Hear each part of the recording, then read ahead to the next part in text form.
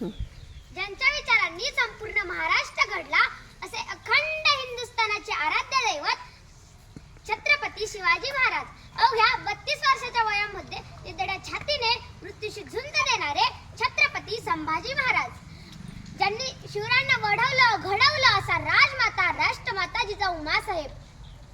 लोकांच्या शिव्या शाप अंगावर झेलूनही स्त्री शिक्षणाचे काम नेटाने करणाऱ्या सावित्रीबाई फुले आणि फातिमा शेख.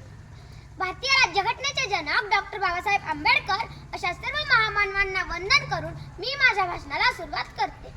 माझे नाव वैष्णवी दिलीप पोते, शाळा जिल्हा परिषद प्राथमिक शाळा पोतेवाडी.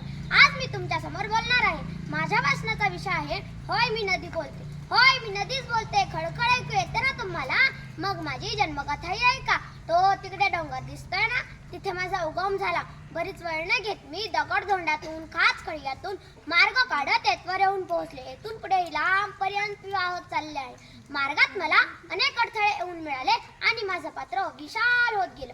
तशी मी एक नदी आहे. माझा वाहनाचा प्रवाह कधी सपाट वरून, कधी आडवळणातून, तर कधी पुढे मार्गच नाही. अशा वेळी उंचावरून खाली धबधब्याच्या रूपात असा सतत बदल होत राहतो.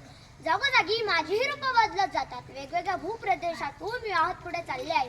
वेगवेगळ्या ठिकाणी लोक मला निरनिराळ्या नावांनी ओळखतात. कधी भीमा, कधी करा, तर कधी चंद्रभागा.